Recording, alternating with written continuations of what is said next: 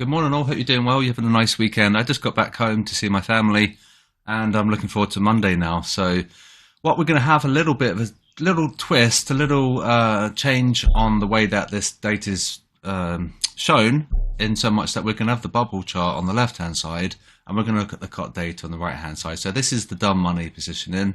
This is essentially retail traders and how they're positioned, knowing that they should be counter trend because they inevitably encounter huge losses and they've got terrible risk management. So this is the smart money and this is the dumb money. Okay, so we can see the Aussie being sell, CAD, Kiwi, dollar and yen are pretty much 50-50. So we've got to be really careful of dollar and yen. Euro, pound and Swiss are buys. Okay, so that's how we stand on the dumb money in speech marks, and so this is the smart money. So we can see the euro is actually stronger than USD because it's lower down.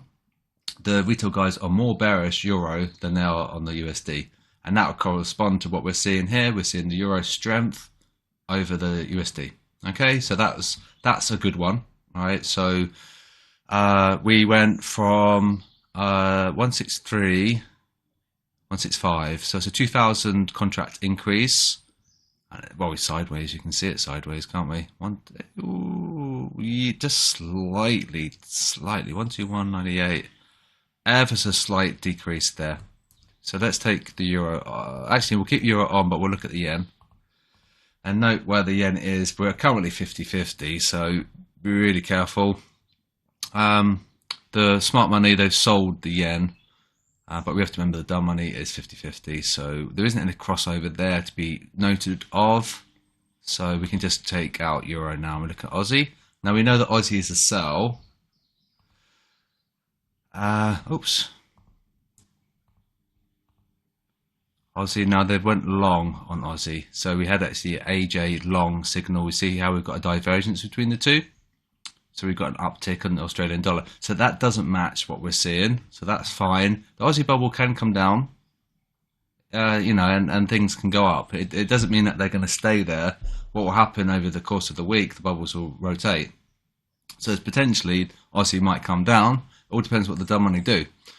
If they add to their positions, if they're long and they're going to add, it's going to bring the bubble over here. However, if they sell the Aussie, it's going to come down here and it'll make it more of a buy. So it's currently, that doesn't correspond to what we're seeing, but that's fine. It can move, and we have to remember Aussie was over here. It was quite extreme. The dollar was over here, and it was also quite extreme. So stop hunt zone as well. So it's worth adding that. Pound, not the we don't want to look at the Brazilian currency. British pound down. Well, that doesn't correspond because that's actually a buy, so that's fine. That's just one of those things. We are negative on the pound on the net non-coms and more negative than the week prior, so that's fine. CAD, now are we looking? So that should be a sell. Yeah, they sold it, so that matches what we're seeing. CAD is a sell here, and on the net non-coms is a sell as well, so that's an agreement. Take CAD off. Gold is of note. Like a knee jerk here. Well supported. Don't forget, we've got these lows. We've got that high. So it's going to be fairly well supported. See, we had that trough here. So that's always going to be an okay support. And so that's gold. And then we'll take gold off. And look at Kiwi. Near site, yeah, that agrees with what we're seeing because we currently sell on the basket that they're long, 63% average long, and the Kiwi did decline ever so slightly, 119. 9,000 to 8,788. So there's a slight decrease there. So that matches what we're seeing. And then lastly, Swiss franc. And also of note with the Kiwi, we've broken out of this range as well. Just worth noting. Can you see?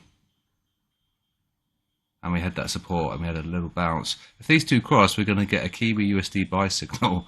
Okay, so that's going to be really interesting if we do. This could be a good long position for like a swing trade where you'd buy the Kiwi against its USD. And then lastly, oh, they'll keep that on.